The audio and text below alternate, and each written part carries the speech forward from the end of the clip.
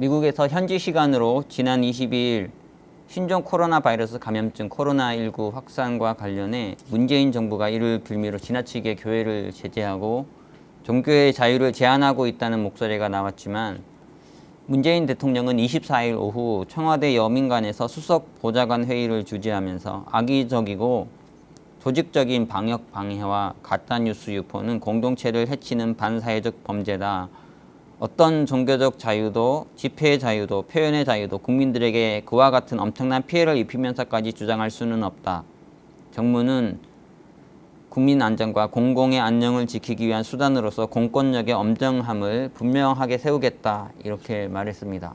앞서 일부 교회를 용서할 수 없다는 발언을 해 논란이 되기도 했던 문재인 대통령이 다시 한번 종교의 자유 제한에 대해 강경한 입장을 재천명한 것인데요. 한국교회 그리고 기독교인들의 입장에서는 매우 공격적으로 받아들여질 수 있는 날선 발언입니다. 문재인 대통령은 또 국민의 생명과 안전을 해치는 불법 행위를 좌시하지 않겠다. 행정명령을 거부하면서 방역에 비협조하거나 무단 이탈 등 개인 일탈 행위 또한 용납할 수 없다면서 이미 국민들에게 끼친 피해가 너무 크다.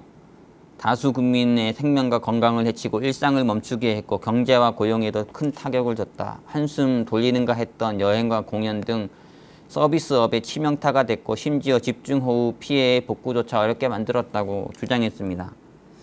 하지만 문재인 대통령의 교회를 향한 이딴 강경 발언에 대해서 정부의 방역 실패에 대해 한국교회에 전가하는 것이 아니냐는 목소리도 나오고 있습니다. 이것은 국가의 모든 책임에 대해서 국정 책임자인 정부가 책임을 져야 한다, 이런 측면도 있지만요.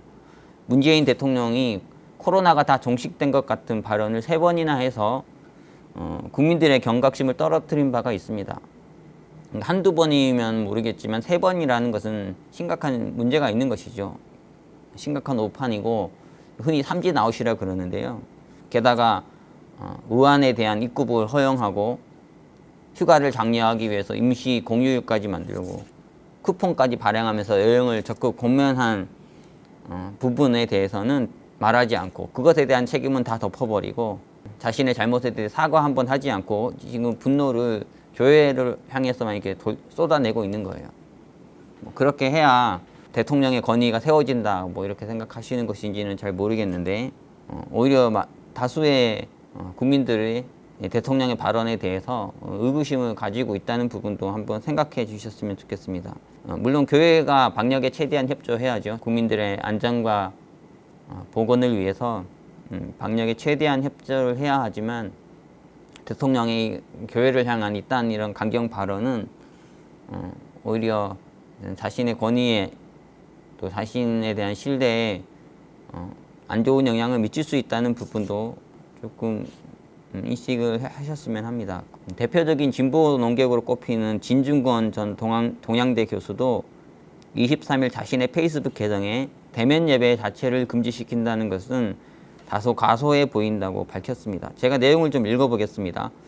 소모임은 몰라도 주일에 대면 예배 자체를 금지시키는 것은 다소 과도해 보입니다. 식당, 카페, 레스토랑, 해수욕장 등 다수의 사람들이 모이도록 허용하면서 유독 교회에만 대면 예배를 금지하는 것은 부당하다는 그들의 반론은 꽤 합리적이니까요. 적어도 주일 예배에 한해서는 명령을 권고 수준으로 낮추고 굳이 대면 예배를 고집한다면 소수일 거라 봅니다만, 당국의 방역 지침을 철저히 지키도록 도와주고 꼼꼼히 감독하는 게 옳다고 생각합니다.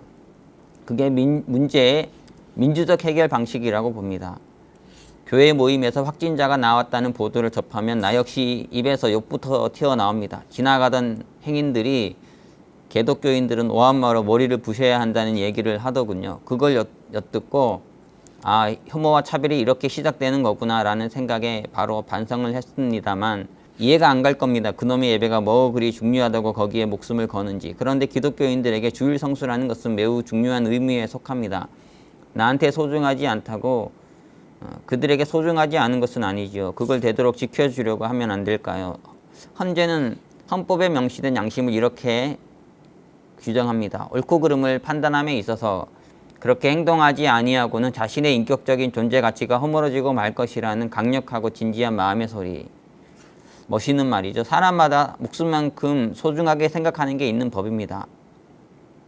이런 내용입니다. 그러니까 기독교인들에게 예배가 소중한 만큼 다중시설 같은 걸 이용하는 걸 허용한 상황을 감안하면 교회의 대면 예배는 허용하는 것이 옳지 않느냐, 이런 이야기죠. 위기 상황일수록 사람들은 격해집니다. 정치인들은 인기를 얻기 위해 대중의 분노를 활용하려고 하지요. 그들은 이해와 존중, 대화와 타협을 통해 문제를 해결하는 것이 아니라 소수를 적으로 지목하고 다수의 분노로 그들을 척결하는 통쾌한 활극을 연출하고 싶어 합니다. 정부에서는 기독교인들의 예배의 자유를 충분히 보장해 주려고 노력하고, 기독교인들은 외려 공동체의 이웃들에 대해 대면 예배를 스스로 자제하려고 하고, 시민들은 방역당국과 기독교인들의 바람을 동시에 만족시킬 수 있는 방법은 뭔지 고민하고, 그런 사회는 불가능한가요? 이 위기는 혐오와 차별, 분노의 선동이 아니라 오직 존중과 이해, 상호 협력을 통해서만 가장 성공적으로 극복될 수 있다고 믿습니다. 적어도 이 위기 앞에서 우리는 하나가 되는 길을 찾아야 합니다. 이 부분에 대해서는 전적으로 동의하죠. 정부에서도 자꾸 이렇게 국민들을 분열시키지 말고, 국민들에게 분노를 선동하지 마시고, 어떤 특정한 집단의 책임을 전가하거나 그들의 마녀사냥을 덮어씌우려고 한다든지 그렇게 하지 말고, 정말 이 위기를 극복할 수 있는 방법이 무엇일지 같이 진지하게 고민하고 대화하고 거기에서 해법을 찾으려고 노력하는 이런 노력들이 중요한 것 같습니다. 개신교가 무조건 정부 방역에 동참하지 않겠다는 게 아니잖아요. 그동안 열심히 방역에 참여해 왔고, 교회에서의 대량 확진자 발생에 대해서 누구보다 마음 아파하고 어렵고 힘들어하는 것이 개신교인들입니다. 그것에 대해서 아무 책임 없다, 아무 문제 없다 생각하는 사람들은 아무도 없어요. 다만 기독교에 대한 어떤 제재가 이루어질 때, 어떤 행정명령이 주어질 때 가급적 이렇게 형평성에 맞게 하기를 원하는 것이죠. 그러니까 모든 것을 셧다운하면서 개신교도 같이 셧다운 시키면은 누가 뭐라 하겠습니까? 그런데 다른 것들을 이렇게 허용하면서 개신교만 어떤 제재가 이루어지고 금지 명령이 주어지면은 거기에 대해서 문제를 제기하는 것은 어떻게 보면 당연한 것이 아니겠습니까? 정부에서도 자꾸 이렇게 많은 사람들이 정부가 개신교에 대해서만 특별하게 이렇게 제재를 하는 것 같다, 이런 인상을 주지 않도록 좀 더 고민을 하셨으면 좋겠고요.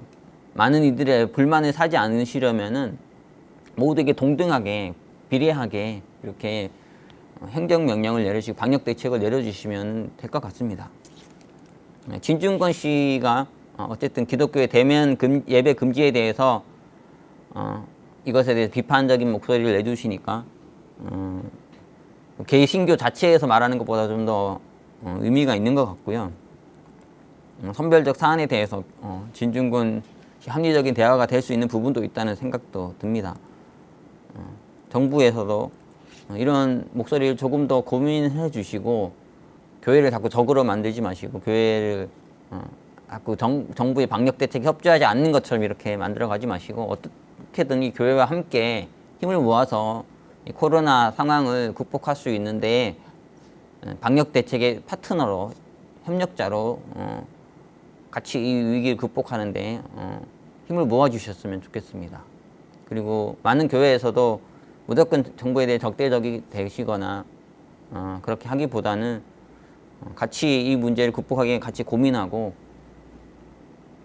그래서 한국 사회에서 책임 있는 일원으로서 역할을 잘 감당했으면 좋겠습니다. 감사합니다.